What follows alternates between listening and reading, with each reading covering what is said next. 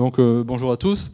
Donc effectivement, nous on va avoir une approche assez positive puisqu'on va s'intéresser au retour. Donc on est convaincu qu'ils vont revenir et on va se demander de savoir comment ils vont revenir. Donc on a effectivement travaillé donc, sur des données de l'ISPF, donc je ne vais pas trop rentrer dans le détail des données puisque c'est Jean qui va se charger de ça. Pour une fois, c'est pas moi qui fais les calculs, donc c'est plutôt bien. Et donc on va s'intéresser au retour et notamment des types de retours qu'on pourra observer. Avant de commencer, pour rebondir sur l'intervention d'Ironui sur le... Ah bah qui est parti d'ailleurs, bon. C'est simplement en fait, la collaboration avec Jean, elle a commencé dans Farihira Maniini, et donc elle se poursuit maintenant. Donc j'ai pas eu vent des résultats de FM25, mais bon, c'est déjà un résultat, on travaille ensemble. Voilà, un gestionnaire, un géographe, voilà. Donc nous, on va parler effectivement du post-Covid, mais en fait le post-Covid ne nous intéresse que parce que ça crée une crise, puisque les consommateurs, les touristes sont des consommateurs, et ces consommateurs fonctionnent sous contraintes budgétaires, et la Covid ne nous intéresse que parce qu'elle va provoquer des baisses de revenus, des variations de revenus. Et nous, ce qui nous intéresse, c'est de savoir comment les touristes vont s'adapter à ces modifications. Voilà. Et donc, finalement, pour nous, on est dans la conférence post-Covid, mais pour nous, le Covid n'est qu'une crise parmi les autres. Et on verra, on travaille sur 14 années, donc on remonte à 2008, il n'y avait pas de Covid, mais il y avait la crise économique. Voilà. Je me suis trompé de bouton. Voilà. Donc, comme je vous disais, donc, les consommateurs donc, sont dans des décisions qui sont sous contraintes budgétaires, c'est-à-dire qu'en fait, tous les individus ne sont pas égaux. Ils ne sont pas égaux devant les vacances, devant le tourisme. Certains ne partent pas. Donc, les bas revenus, les ouvriers, les femmes au foyer, les non-diplômés, je parle pour les étudiants qui pourraient être là, les non-diplômés partent peu ou partent pas. Et cette base, cette population peut s'élargir en fonction des fluctuations. Alors, les arbitrages auxquels sont amenés les touristes potentiels, c'est déjà un renoncement. On n'a pas l'argent, on a une baisse de salaire, ou on a une inquiétude sur l'avenir, on ne part pas. Ou alors, on part moins souvent, moins loin, moins longtemps, on va choisir des stations touristiques moins onéreuses. C'est pas bon pour nous, ça. Ou alors, on va chercher des hébergements moins coûteux, donc moins coûteux, aller au camping plutôt qu'à l'hôtel, low cost plutôt qu'à l'hôtel classique, ou alors dans la famille, chez des amis. On va choisir des moyens de transport moins chers, les compagnies low cost, voilà, French Bee, etc. Enfin, low cost.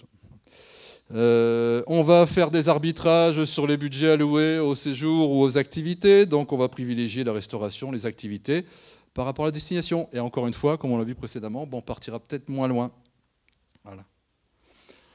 Donc, regardons un peu ce qu'a déclenché la Covid. Alors la Covid, donc je ne suis pas économiste, je vais faire un petit passage sur l'économie. Moi, je suis gestionnaire, mais bon, moi, ce qui m'intéresse, c'est ce que la Covid a provoqué. Donc, selon le... Alors, d'abord, on s'intéresse à... Il n'y a que deux pays, là. C'est les deux plus gros émetteurs de touristes vers la Polynésie. Ça avait été cité tout à l'heure. Donc, deux tiers des touristes viennent de ces deux pays-là, 65% à peu près. Voilà. Et toutes catégories confondues. Voilà, en 2019, ça c'était. Et donc, voilà. Donc, selon le monde, aux États-Unis, voilà, il y a une première récession depuis 2008, la pire depuis 1946. Ça a généré une baisse de PIB, ça a généré du chômage.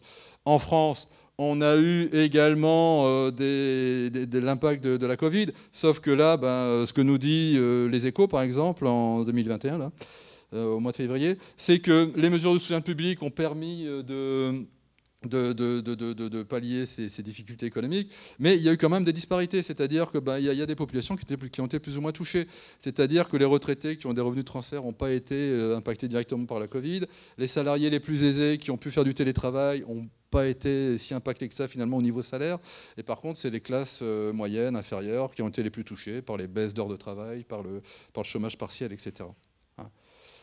Mais cela étant dit, il y a eu des difficultés, mais cela étant dit, il y a quand même un espoir de relance rapide. On en parlait tout à l'heure, je ne sais plus qui parlait ça, puisque finalement, on parle dans les journaux, dans les revues qui traitent du sujet, on parle d'épargne Covid, c'est-à-dire que finalement, dans ces deux pays qui nous intéressent, il y a eu pas mal d'épargne. En France, 160 milliards d'euros ont été épargnés par les ménages, 3 000 milliards de dollars aux États-Unis. Voilà. Alors ça représente une manne, hein, et même si elle était que partiellement dépensée, bah, ça représente une réserve de croissance. Donc c'est pour ça qu'on se dit que ça va repartir, ça peut repartir rapidement. Mais par contre, là également, il y a eu des disparités, puisque en fait, on s'aperçoit que ce sont les ménages les plus riches, les plus aisés, qui ont le plus épargné. Par exemple, en France, ce sont les 25% de ménages les plus riches qui ont épargné, par exemple, jusqu'à 10 000 euros en moyenne. Alors que les 25% de ménages les plus pauvres, eh bien, eux, ont épargné aussi, mais 218 euros. Vous voyez, on n'est pas sur les mêmes... sur les mêmes choses. Et on a un peu la même structure de distribution de l'épargne Covid aux USA. Voilà.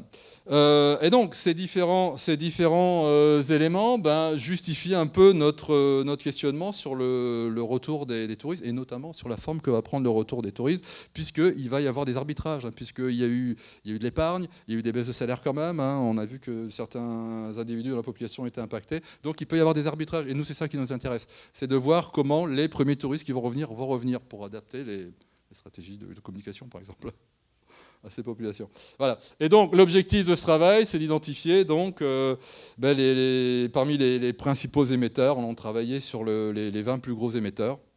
Les 20 pays les plus gros émetteurs, donc les variations de flux post-crise. Et l'idée, c'est si on arrive à identifier quelques différences suite à la crise, suite aux crises, hein, puisque on n'est pas dans le Covid, on est plutôt dans les crises économiques qui génèrent des arbitrages, eh bien, on pourra peut-être, pourquoi pas, imaginer des plans de relance, voire de redéploiement vers des îles qui sont un petit peu secondaires, moins visitées que d'autres. Voilà. Donc je passe la parole à mon collègue Jean. Et attention, voilà les chiffres.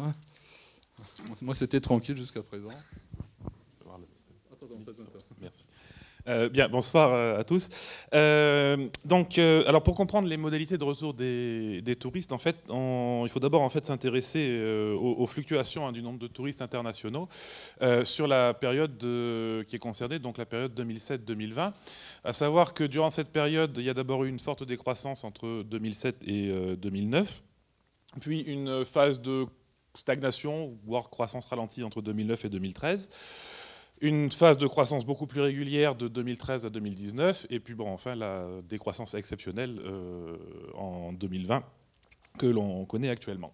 Et évidemment, donc, ces fluctuations, elles sont liées très, très intimement au contexte international.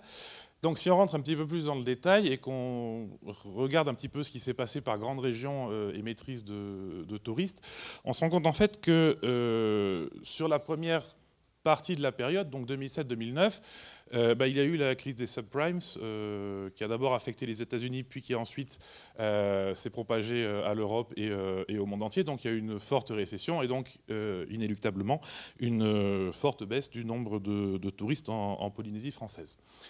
Sur la période suivante, on se rend compte en fait, donc là, les États-Unis sont déjà repartis, mais on entre en fait dans la crise de la zone euro pendant cette période-là, et c'est ça qui entraîne aussi la stagnation finalement du nombre de touristes qui se rendent en Polynésie française, simplement parce que la zone euro, ou en tout cas l'Europe, c'est quand même la deuxième région émettrice de touristes vers la Polynésie française. Suite à... Pourquoi ça repart en arrière? Excusez-moi, appuyez sur le bon bouton. Il y a un problème avec le diaporama. Hein? Non, il y a un problème avec le diaporama, je ne comprends pas. Ah voilà, c'est bon, ça revient, excusez-moi. Pardon, désolé, problème de diapositive qui a sauté. Suite à cette crise de la zone euro, en fait, entre 2013 et 2019, on rentre dans une phase de reprise économique à l'échelle mondiale. Et donc, évidemment, cette reprise économique, elle permet évidemment une croissance régulière du nombre de touristes vers la Polynésie française. Ceci étant, elle est quand même émaillée par un certain nombre de crises qui sont beaucoup plus localisées. Donc on a eu la crise du rouble, le krach boursier en Chine, plus un certain nombre de crises locales aussi en Amérique latine, mais qui n'ont pas forcément eu d'impact très important sur le tourisme en Polynésie française, simplement parce que ces régions émettent peu de touristes vers chez nous. Et donc, à partir de ce moment-là, l'impact est forcément un petit peu limité. Et puis, arrive la crise Covid, et alors là, je vous assure, j'ai jamais vu une carte avec autant de rouge de toute ma vie. Donc là, il y a eu fermeture des aéroports, fermeture des frontières, fermeture des aéroports, arrêt des vols internationaux, etc., etc. Et donc, évidemment, une chute vertigineuse des touristes à l'échelle mondiale et, bien évidemment, en Polynésie française. Donc, si on synthétise un petit peu tout ça, le tourisme polynésien, il est évidemment très fortement soumis au contexte international. Il connaît des variations qui sont très sensibles dès lors que ce sont l'Amérique du Nord ou l'Europe qui sont affectés par des situations de crise. Et des impacts plus limités, même s'il y en a quand même, ils sont beaucoup plus limités lorsque ce sont les autres régions émettrices de touristes qui sont touchées par ces situations de crise. Donc, le contexte économique, il influence bien entendu la venue des touristes en Polynésie française, mais on se rend compte également, en regardant les chiffres, que ce contexte économique, il influence également le choix des destinations touristiques par ces touristes. Et ce qu'on entend par destination touristique, c'est simplement le choix des îles dans lesquelles ils décident de se rendre lors de leur séjour. Alors, pour mener à bien notre étude et donc réaliser notre typologie, on s'est basé sur l'enquête de fréquentation touristique de l'Institut de la statistique de la Polynésie française, donc qui permet un suivi en continu des touristes qui entrent en Polynésie française.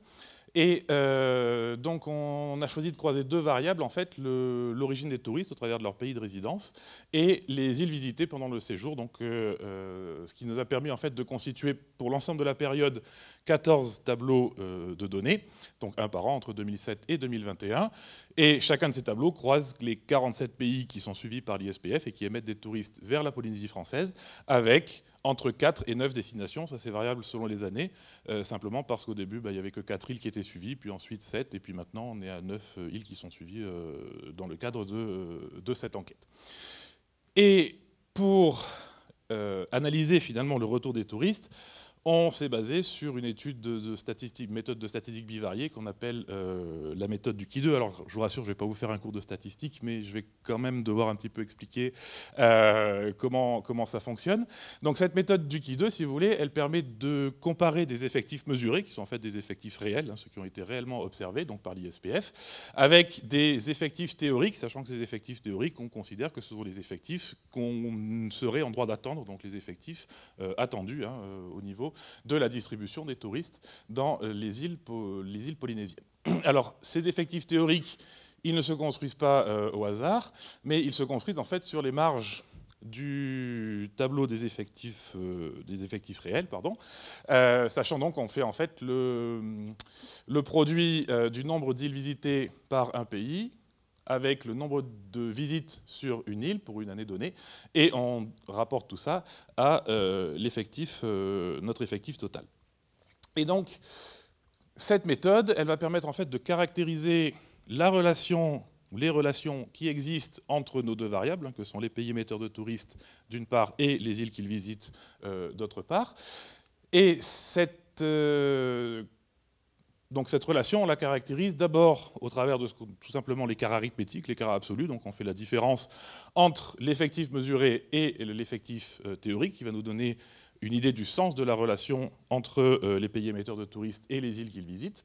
Et ensuite, au niveau de ce qu'on appelle l'écart relatif, qu'on appelle également le Qui2 par couple de modalités, donc là qui correspond au carré de l'écart absolu rapporté à l'effectif théorique. Et cet écart relatif nous permet en fait de quantifier l'intensité de la relation entre nos deux variables.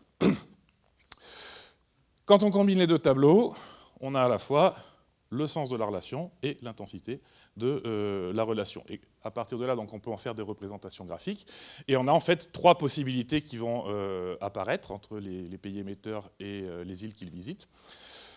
Première possibilité, lorsqu'on a un résultat, donc un écart qui tend vers 0, donc là, ça signifie en fait que les effectifs mesurés et les effectifs théoriques sont identiques. Et donc, on considère finalement que les touristes se sont rendus dans l'île tels qu'ils étaient attendus. Donc finalement, on a quelque chose qui est entre guillemets qualifié de normal. Lorsque le résultat est positif, Dans ce cas-là, ça signifie qu'il y a une surreprésentation des effectifs mesurés. Et donc, on estime à partir de là qu'il y a un phénomène d'attraction de l'île pour les touristes concernés en question, les touristes concernés, pardon. Et le phénomène inverse, quand on a des résultats négatifs, c'est-à-dire qu'on a une sous-représentation des effectifs mesurés par rapport à nos effectifs théoriques. Et à partir de là, donc, ça caractérise une sorte de répulsion, finalement, de l'île pour les touristes hein, qui s'y sont moins rendus. Alors en fait, cette répulsion, c'est pas qu'ils n'y vont pas, c'est qu'ils vont moins que ce qui est attendu hein, en réalité. Et donc, on a traité de cette manière les 14 tableaux, donc un par année, hein, de l'ISPF, et on les a synthétisés, donc on les a traités d'abord par année, puis ensuite on les a synthétisés par pays, parce que ce qui nous intéresse, nous, c'est de voir pour chaque pays émetteur de touristes, quelles îles ils visitent en fonction de quelle année. Et donc là, si on prend, en fait, si on analyse un petit peu rapidement ce graphique, donc il montre finalement la manière dont les touristes américains ont visité nos îles. Pardon ? Oui, c'est le bouton du... Ouais, d'accord. Donc, dont les touristes américains ont visité nos îles pendant cette période, ben, en fait, on se rend compte... Là, d'accord. Donc, sur le début de la période, donc entre 2007 et 2009, ce sont des îles donc, comme Moorea et Raiatea qui sont surtout surreprésentées, sachant que sur cette période-là, Bora Bora est dans une situation proche de l'indépendance, donc elle est proche de l'axe des ordonnées. Donc là, ça veut dire que pendant cette période de crise qui a affecté donc la crise qui a affecté cette période, les Américains se sont moins rendus à Bora Bora enfin en tout cas ils se sont rendus tels qu'on pouvait s'y attendre, et ils se sont visiblement plus rendus dans d'autres îles. Et puis à partir du moment où la relance économique et donc la crise se termine, on voit bien que c'est systématiquement Bora Bora qui est très largement surreprésenté par rapport à ces touristes américains. Inversement, on remarque également qu'il y a une très très forte répulsion finalement pour l'ensemble des autres îles. Donc en gros, quand tout va bien, ils vont surtout à Bora Bora, ça on le sait. Quand ça va moins bien, bah, finalement ils y vont moins qu'habituellement et ils vont plus sur des destinations comme Moorea et Raiatea. Mais une chose est sûre, c'est qu'ils se rendent vraiment beaucoup moins fréquemment sur les autres destinations. Cette analyse, on l'a faite sur les pays donc du top 20, donc les 20 principaux pays émetteurs de touristes vers la Polynésie française. Et c'est à partir de là, donc en comparant les résultats pour chacun de ces pays, qu'on a pu établir notre typologie. Alors, donc la typologie, donc on a identifié donc les comportements des touristes venant de différents pays. On a essayé de trouver des ressemblances. Et donc on a cinq types différents. Et on a un premier type qu'on a appelé le choix du people exclusif, c'est-à-dire ce sont des individus qui vont visiter essentiellement des destinations à forte renommée. Hein, donc là, on a typiquement la Chine, la Corée du Sud, l'Australie. Ensuite, on a un deuxième type qu'on a appelé people non exclusif, c'est-à-dire qu'on a le choix d'une destination forte, mais sans forcément renoncer aux autres destinations, puisque comme on le voit ici, ils vont dans certaines îles telles qu'ils étaient attendus. Ils sont surreprésentés. Ici, ça doit être Bora Bora. Ils sont surreprésentés sur Bora Bora, mais ils vont quand même dans d'autres îles qu'on pourrait qualifier de secondaires. Voilà. Donc, c'est le people non exclusif. Ensuite, on a identifié un troisième type qu'on a appelé choix-rejet du people non exclusif, c'est-à-dire que là, il y a le choix d'une destination, clairement d'une destination. Là, on est sur Tahiti, et rejet de Bora Bora, avec quand même la fréquentation d'îles secondaires, puisqu'ils y vont comme c'est attendu ici. Ensuite, on a un quatrième type qu'on a appelé l'infidélité conjoncturelle. C'est en fait l'exemple qu'a présenté, par exemple, puisque un des cas typiques, c'est les USA, les États-Unis. Donc c'est le cas que vient de présenter Jean. Et donc là, je ne vais pas refaire la présentation, mais là, on a d'autres pays qui suivent un peu ce modèle, donc, comme le Japon, le Royaume-Uni, l'Allemagne, le Brésil, etc. Et on a un dernier type qu'on a appelé le butineur inclusif. Ouais, là, on est inspiré. Alors, le butineur inclusif, pourquoi ? Parce qu'en fait, il rejette les îles très fréquentées. Par contre, il va dans plein d'autres. Il va dans plein d'îles à renommée plus faible. Voilà. Et donc là, les cas typiques, ben, c'est la France, le Canada, la Suisse, la Belgique. Voilà. Donc à partir de ces différents types, on s'est dit, ben, tiens, on va essayer quand même, c'est la conclusion, on arrive à la conclusion. Donc on s'est dit, ben, on va essayer d'identifier des stratégies possibles pour la relance, voire le redéploiement des touristes dans des îles secondaires. Et donc, alors on n'est pas dans le secret des dieux, on ne sait pas quelles sont les vraies stratégies de Tahiti Tourisme.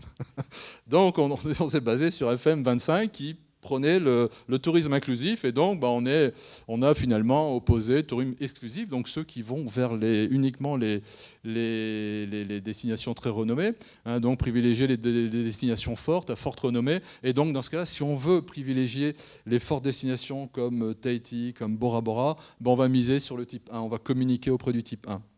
Et on va communiquer ces offres d'îles très renommées au type 1. Par contre, si on veut plutôt s'orienter, tel que c'est envisagé dans Farira Menini 2025, vers le tourisme inclusif, et ben là, il faut plutôt miser sur le cinquième, là, le butineur inclusif, celui qui va dans les petites îles. Ou alors, on peut également miser sur le 4, celui qui a l'infidélité conjoncturelle, c'est-à-dire les Américains, par exemple. Les Américains qui, selon les conditions économiques, vont dans des îles secondaires.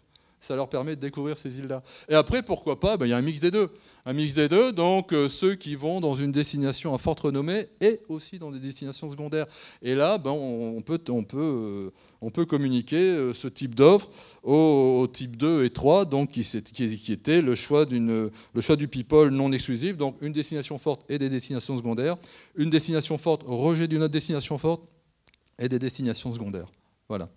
Bon, voilà, donc on en est là. C'est un travail qui est en cours. Les éléments qui nous manquent pour valider, fiabiliser ce qu'on croit avoir trouvé d'intéressant, c'est des données. Hein. Donc là, on est sur 14 années. On aimerait avoir des données plus importantes. La demande a été faite à l'ISPF.